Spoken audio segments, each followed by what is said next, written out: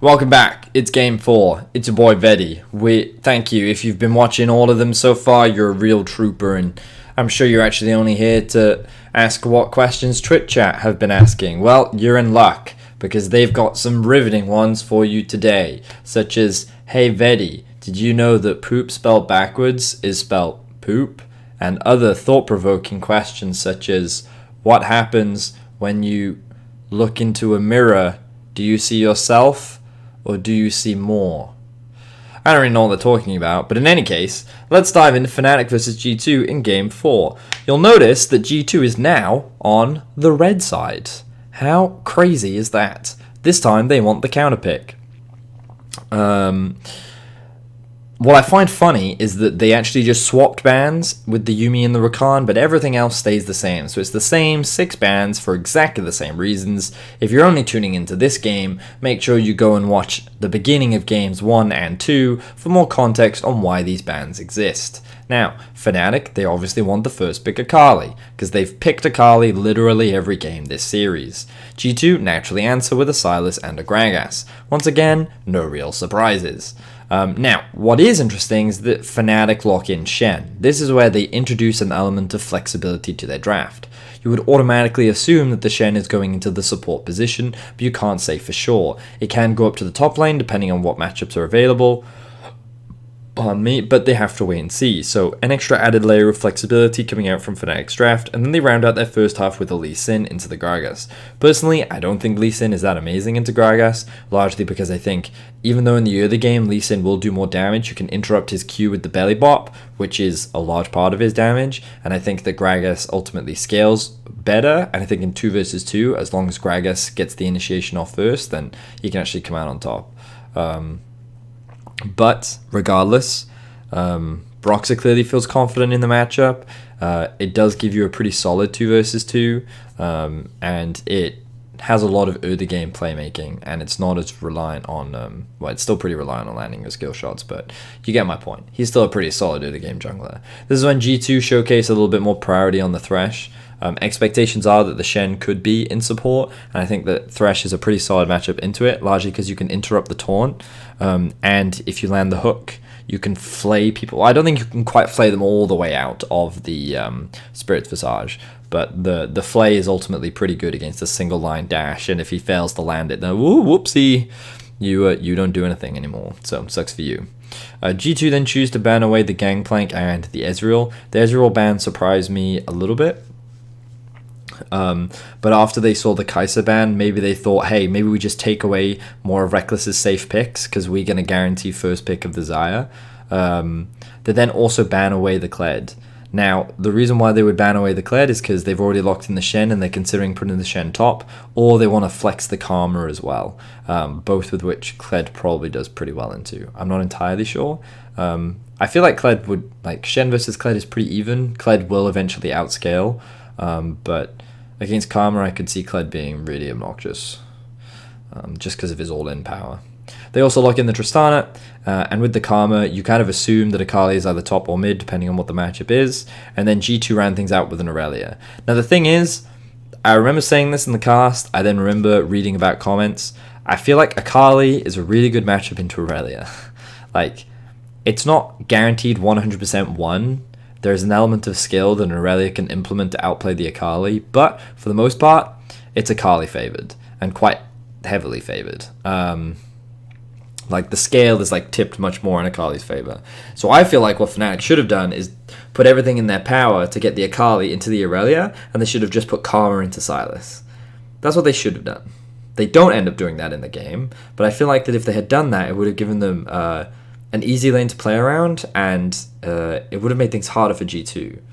Now, the thing about G2's draft is that because it's Xayah Thresh, it is a lane that you can look to play around, but I think it's a lot more important that you try and get your Aurelia ahead.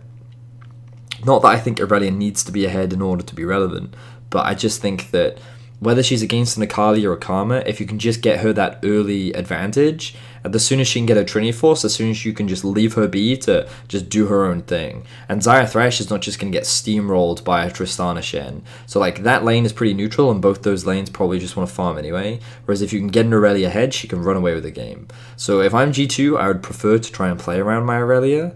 Whereas for Fnatic, I feel like your best lanes to play around are bot lane, largely because it's Tristana Shen. You already have a lot of all-in power, and there's a lot of setup for the Lee Sin to be able to follow up from.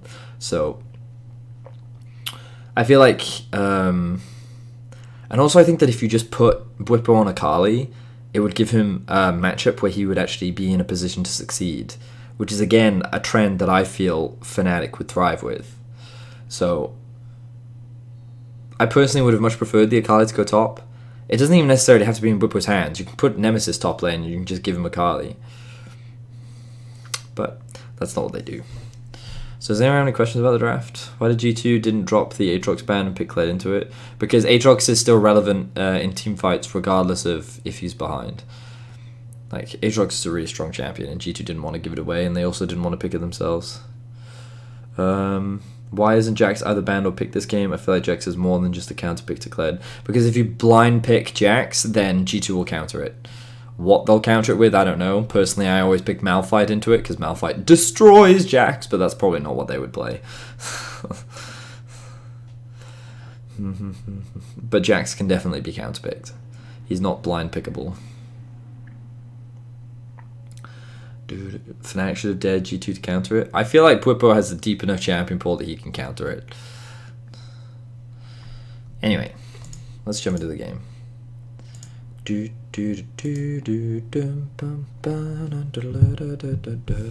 So what happens in the early game?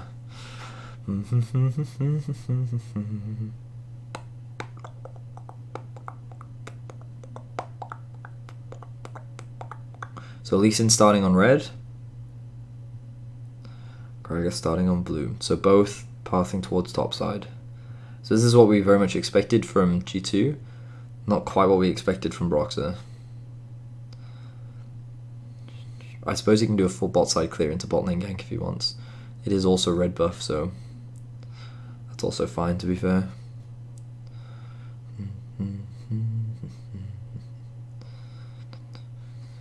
So Wonder will take some harassment in this 1 versus 1, obviously because it's a range matchup, but he gets early prio because Bwipo can only use his Q to wave clear. His auto attacks are nowhere near as effective as Wonder's are. And also if you stay too close to the wave, you run the risk of getting stunned. So Jankos does now have level 3.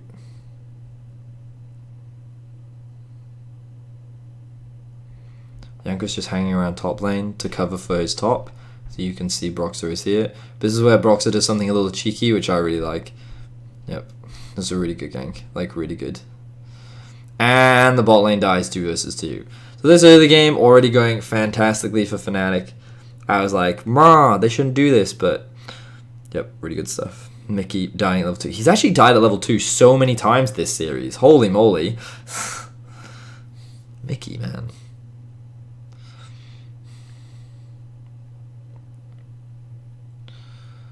Oh wow, they get level 3 first and they just all in.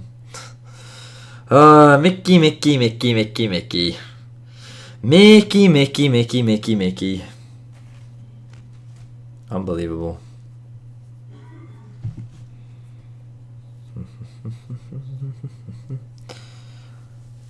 G2 sending 3 people mid, but they had a ward there so they could see it. Oh, good flight.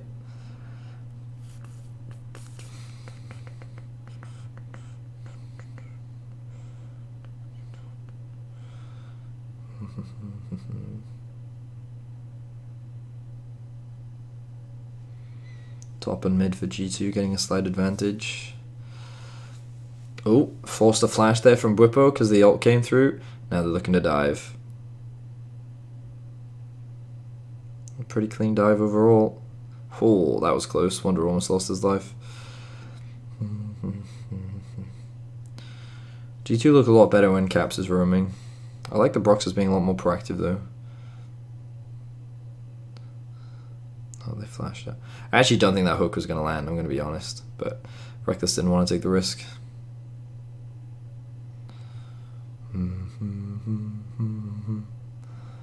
So, what does this mean? Well, Caps has no flash, Wanda has no flash, Bwipo has no flash, Reckless has no flash. Mickey's not level 6 for a while, Reckless just has hit 6, so I think it's really difficult for Jankos to make a gank happen bot, but his camps are there. Good vision control from Fnatic on the bot side of the map to protect this duo though from pushing, and you can also see the Brox is hanging around as well. Akali also has Prio, so she can roam down. So I think Jankos looking for a gank is really difficult, but he can cover at least to prevent a potential dive. So you can already see the roam coming through from Akali. Not going to set anything up, but Brox are going to use this as an opportunity to start Drake. Yeah, that makes a lot of sense. He's not actually looking for a dive himself, he's just going to use it to gain an objective, which is smart. That's good. Right, yeah. Solid early game lead. Good interrupt once again from Jankos. He's going to die. Bad path there from Jankos. So he sees the Drake go down. Then he just walks into river. Yeah, and he's... Okay, that was just really bad. His bot had no prio, and Caps was clearing out the wave. Yeah. G2 playing this early game really poorly. Whoa. Never mind. Okay, so that kill happens. Then Caps collapses, and then Mickey starts moving up. That's actually pretty smart from Mickey, and he's like, yeah, okay, we can collapse. Throws the lantern, gets them there first.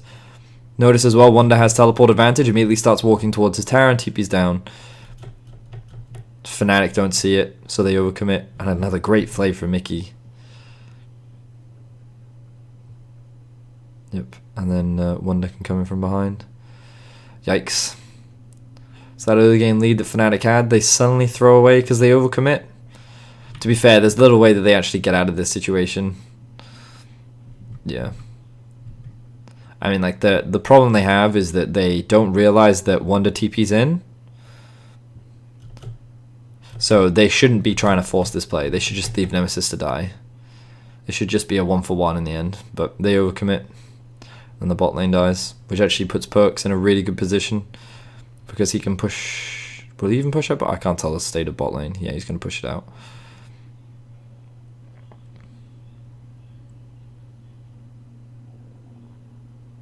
So a build that Wanda goes for, which I actually really like, is like heavy lifesteal against range matchups. It means that... Because you're also playing against double AP, this was just pretty easy because Bwipo had no flash. Notice that Jankos just comes straight from base. He goes base into Raptors. Because he died, remember. But this gives him level 6. Which is why I did it. And he gets spotted on a ward as well. They can't dive though. Nope.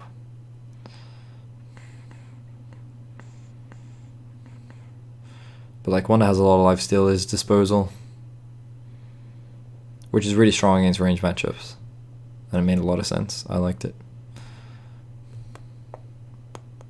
Oh, Caps. When does he find this room? So Akali actually starts following up river to try and help. That's why. How interesting. So then Caps uses this time because he realizes top is 1 to push in mid first. Nemesis clears out the control ward, which means that he has prio and he starts moving bot. They should see this immediately.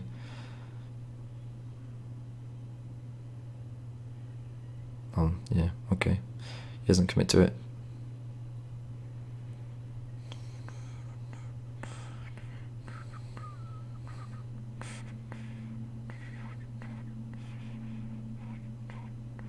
Good use of the Shen ultimate there from Fnatic. I like this. He says you can just go all in. And he can't interrupt the Shen ult in time because he's in fog. Sorry, Mickey can't interrupt the Shen ult because the Shen is in fog. Of course, this does force the Tristana to back up, but I like that use of Shen ult. I think it's really good. Of course, Fnatic then use this to gain objective. They have to be careful with the Aurelia, but still.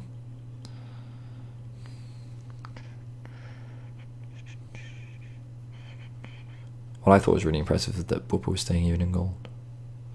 They trade Herald for plates. Akali just reset, so TP's about to come up. Has Gunblade now. There's Akali strong.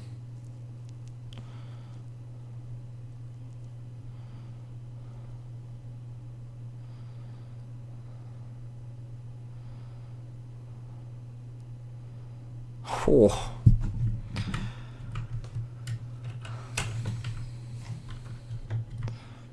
So bear in mind he's down on health. His aftershock is gone. So he lands Q on the spot where the Akali's going to be. He then autos into Proto Belt, I think. Yeah, Proto Belt into E, into auto, into E again, into execute. Damn. Skill matchup, baby.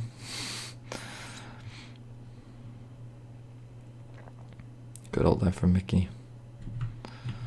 Nemesis takes this because he sees the TP coming through from the Karma and he thinks he'll be fine. But Karma can't get there in time.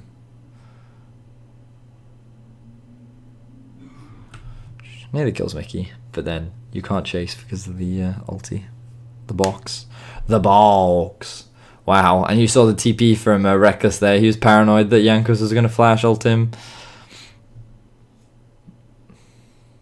But Jankos didn't actually have flash. So now the Akali's top lane. And Fnatic will get some plates back. So I think they should try and keep this lane assignment. Holy, how did that land? Oh. Not so super poop.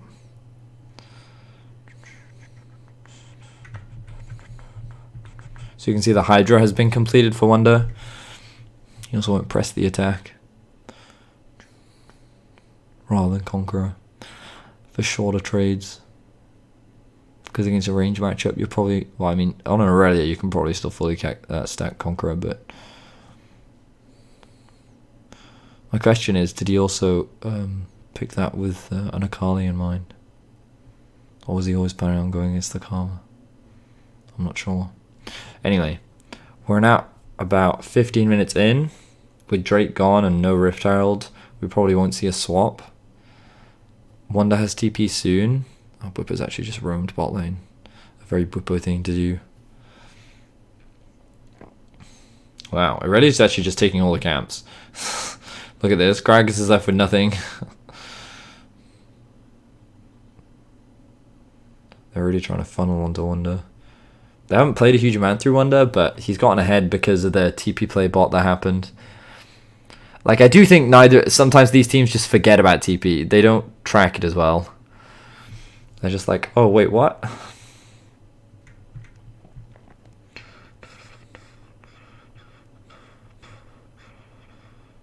Aurelia's now top. And the Gragas is coming. Look at him go. Look at him go. Vroom, vroom, vroom, vroom. Here comes a predator. Vroom. It's me, the Never mind. I'm just here to scare you away. Woo! Cross map play from Fnatic. They see people top, so they make the play bot. Good stuff. But I was saying there, by roaming bot lane, they concede priority mid, which allows them to then move in through and set up this dive, which they don't do because Shen ulti. Wait, Jankos.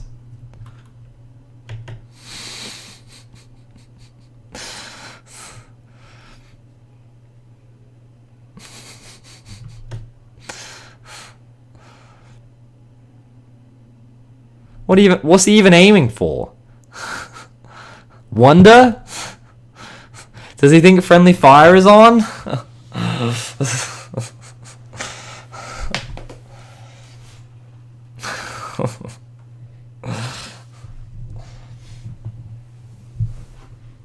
Best player in the world, by the way.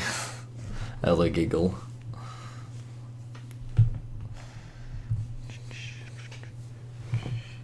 Right, now we're A-ramming. Wonder does have TP. Oh. So who could catch bot? I mean, they're just conceding it, right? So they can get pressure on top. Because, I mean, Fnatic's doing the same thing. I don't think this is an ARAM because I think G2 are legitimately sieging and Fnatic are answering by sending 4 people mid. Did they need to send 4 people mid? Debatable. Like, does Reckless need to be here for them to really hold the tower? Probably not. He probably could have gone to top lane and caught that. But I wouldn't call this an ARAM.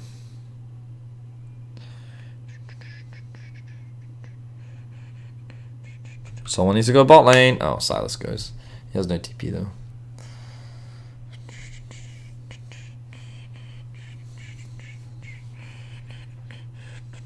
Yeah, I mean, it's not an ARAM because, like, you understand the series of events that led up to it. There were people mid lane, but notice now they have returned to the side lanes. We haven't all just come back to mid lane. That's the key distinction. Pardon me. So I also think this is horrendous from Fnatic, by the way. So typically, when it comes to lane assignments, you want to try and match, right? So Caps doesn't have teleport. No one on Fnatic has teleport. So part of the reason why people from Fnatic don't want to go bot is because they don't have TP, right? But when it comes to this point, Akali should either... someone should be going bot to answer the wave that is... I feel like someone from Fnatic should already be going bot. If Akali wants to go mid and then rotate to bot, that's fine. But someone should be heading bot, because that wave is going to crash soon and that tower isn't alive. But you should be matching. So the initial lane assignments are fine. But Akali just stays top. I mean, to get the blue buff, sure. But then I'm like, okay, so fine, they're conceding the bot tower. I don't have a problem with that.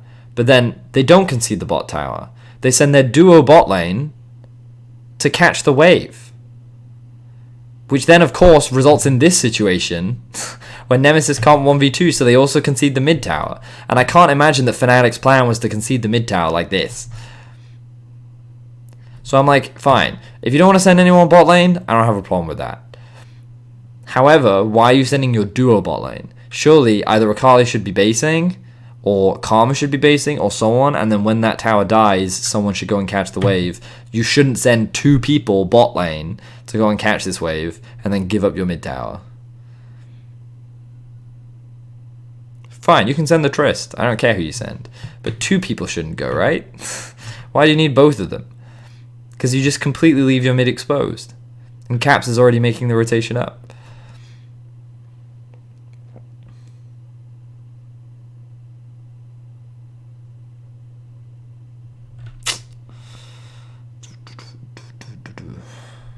So that was pretty bad. So Caps catches bot wave, they keep one to top. Drake spawns in a minute. Oh, they send Brox to bot as well. This is fine for him to come because there's nothing else on the map that G2 could punish with. They don't find the kill though. What's Trist doing? Oh, okay. Trist just looking for vision. That's fair. Karma can't really push past the river because she doesn't have control of the top side and jungler's bot of the map. Drake spawns in 30 seconds. Silas is going to catch that. Wonder has TP, so it's good to keep him top side. G2 want to get Prior over mid. They have push in top. Push this wave in and Wonder that can then start to roam. He's paranoid though. Well, I say paranoid. He sees him on this fucking ward that he literally walks over. See that? What? Oh, there's a jungler here. I was going to give him all this credit being like, oh, he's like his awareness is next level. He could foresee the future. Nope.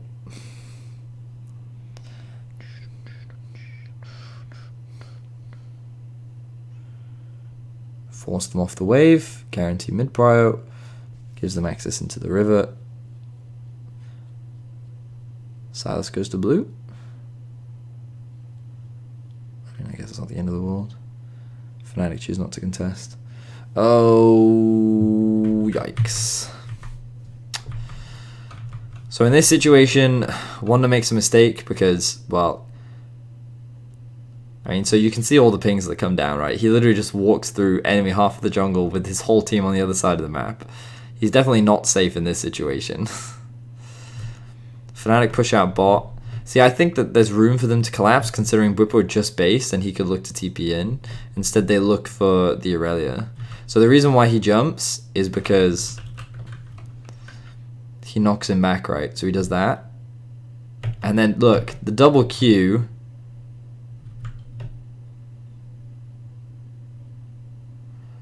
gives him enough lifesteal to actually get away. And Reckless jumps in. Unbelievable. I mean, that was well played by Wonder, but it was also really done by Reckless.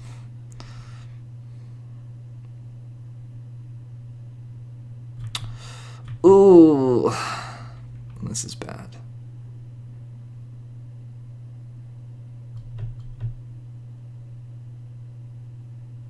I mean, they tried to return to mid after knowing that the Drake fell. But Xayah gets priority. And they just don't expect Gragas to be there. And he doesn't have his... He chooses... Well, he doesn't flash this one, basically. He probably could have flashed out here, because he sees the Gragas, and he could just flash. Looks like his W actually does get interrupted there. I think he does try to use his W.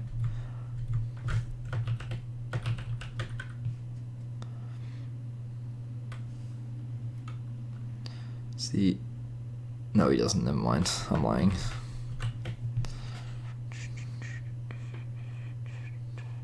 Wonder nearly kills Broxer. TP comes in from Silas. Bye-bye. And then I was like, oh, they can do Baron here. But they couldn't.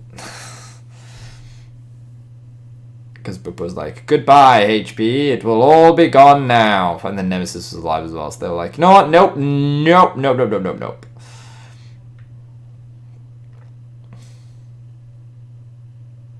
He just jumped Andy. Bro, are you telling me? Okay. So he just used it here. Okay, let's count the seconds. 1, 2, 3, 4, 5, 6. Wow, I need to count. 1, 2, 3, 4, 5, 6, 7, 8, 9, 10.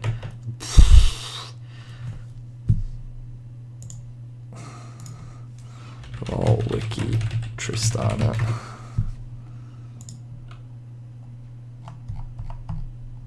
Rocket jump. Cool. Okay, even at max rank is 14. Fine, it's still on cooldown. It's still on cooldown. Fine, I concede.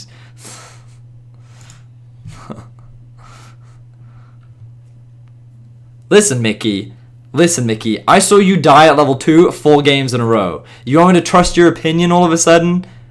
Shut the fuck up.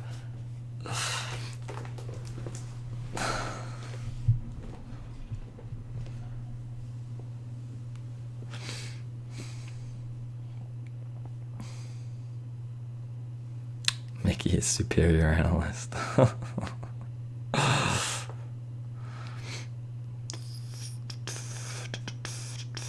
Point still stands. Reckless could have flashed the body slam. That is correct. I'll have you know. Thank you very much.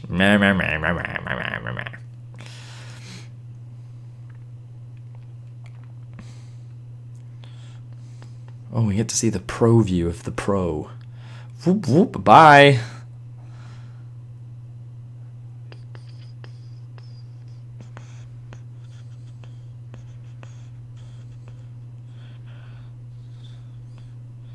Flamius. You reckon he still dies even if he flashes?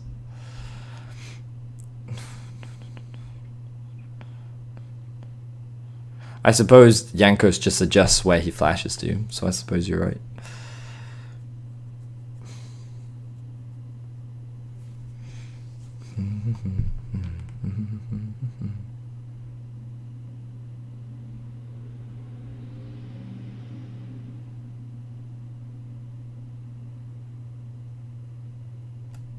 Wait, what's G2 doing here? So they're setting up Baron control. Wonder pushed in bot and roams up, stays in fog. Sees Bwipo out of position. Goes on to Bwipo. Ooh! That's Aurelia for you. My Aurelia never does that much damage. I'm just saying.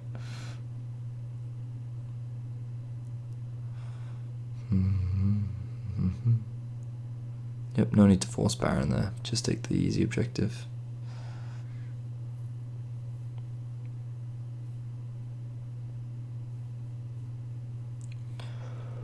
They'll just reset now. Caps might catch top wave if he wants to, but I think they should just reset.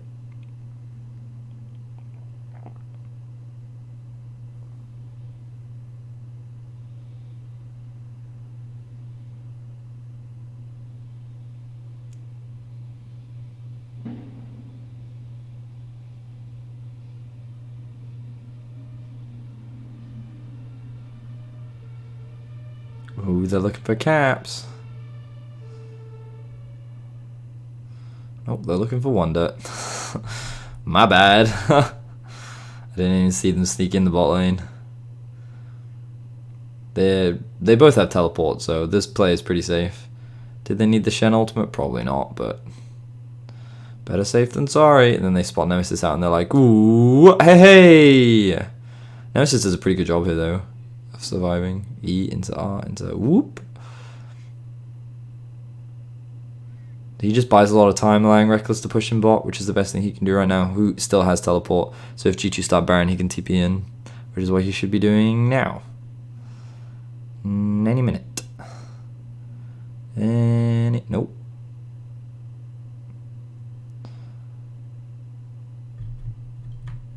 To be fair, turning off the Baron here is not a terrible decision for G2. But I feel like it was one of those, hey guys, I landed a hook. I'm kidding. It's a good turn. Easy kills. TP. Wonder's like, I'ma kill you.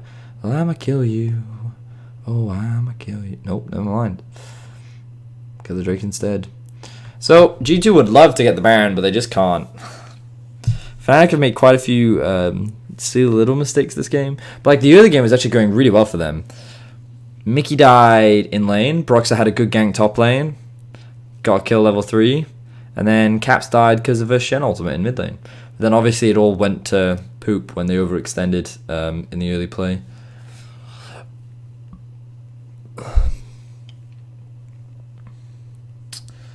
I don't think Fnatic played too poorly this game. I just think that they've gotten punished quite hard.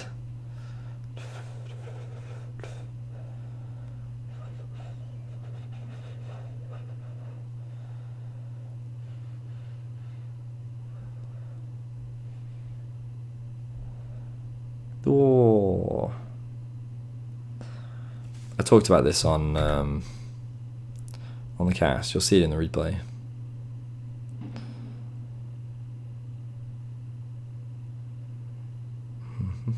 With Reckless dead, it's really difficult for them to, yeah. Basically that.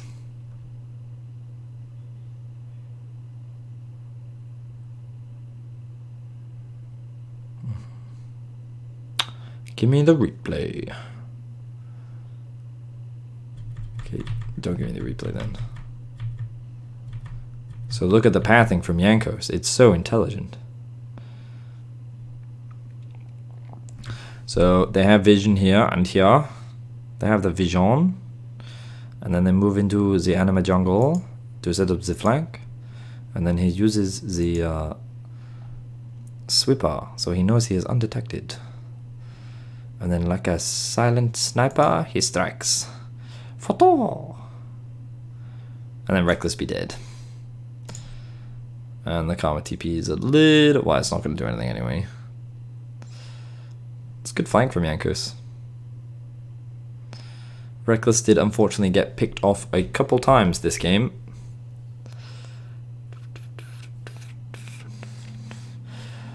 I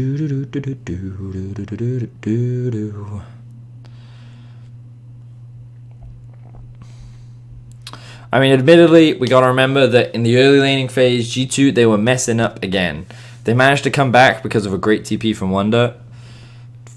And Caps really started to pop off this game. He had some really good roams.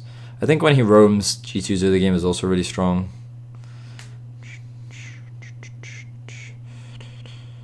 Ooh, good flash there from Mickey. I think it was necessary. Caps is a little overextended there, though. Oh, never mind. They should just reset now. Yeah.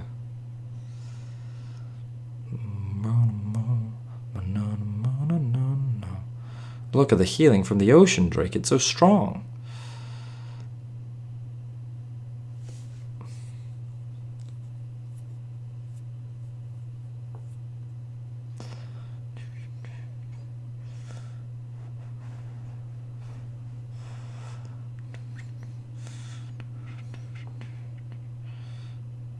So you notice, everyone, how this isn't a team fight. What this is a skirmish or a pick. See, like this. See, I'm so clever. That's what I was talking about. I'm so big brain.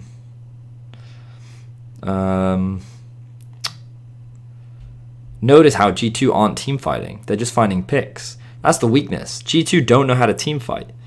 Fnatic proved it. That's how you beat them. You force them onto team fight comps because they don't know how to play them. Oh, well, that's unfortunate. Hillsang's like, hey, I can clear this. No, I can't. No, I cannot. I mean, this should be super easy to end now.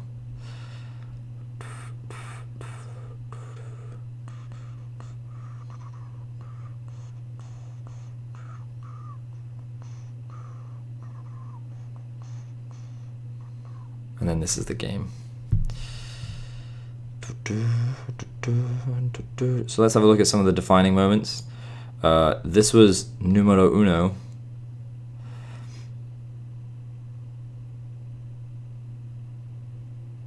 So again, this was just an instance of Fnatic overcommitting. Communication seemed a little bit off here, and it was one of those situations where they weren't tracking TPs. Like, both teams have showcased this throughout this series. G2 is a little better at it than Fnatic, but they're not completely devoid of blame. There were instances where they would make plays without being aware of, like, oh, Fnatic have TP and can make this play. It was more prevalent in the early games, and they've gotten better throughout the series, but Fnatic still showcasing sometimes they overcommit for plays without being aware of where everyone else is.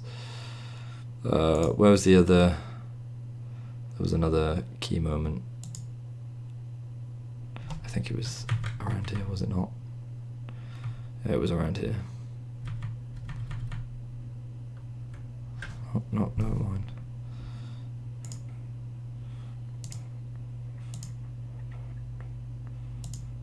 Oh, breaking the mid tower I also think was a really big deal. It might not seem like a big deal, but I think it really was. Because it gave G2 so much more access into the enemy jungle, which I didn't show, but... Oh, this was also a really big deal. This was the other game-defining moment. The fact that Wonder lives here is a really big deal. He definitely should have died. And then the fact that Reckless dies here as well is also a really big deal.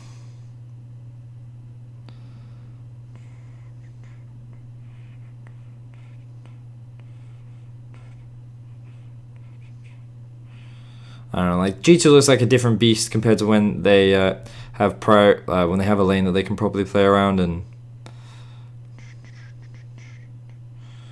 like we saw 1 or 2 good ganks from Broxer in this game, and then outside of that, we didn't really get to see much.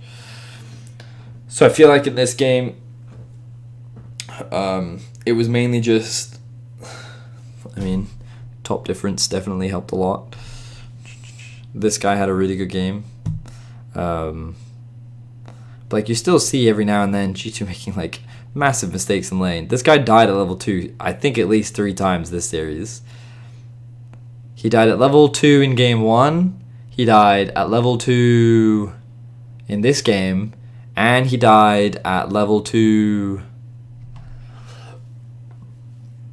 Was it in the next game? No, it was in game 2 or game 3. Oh, I remember it. All your deaths are just a giant blur to me now, Mickey. They're all just a blur. Anyway, that's going to do it for this game. We're now jumping into the final game. 1 left to go. Thank you for watching if you have so far. We're almost at the end. I'll see you there.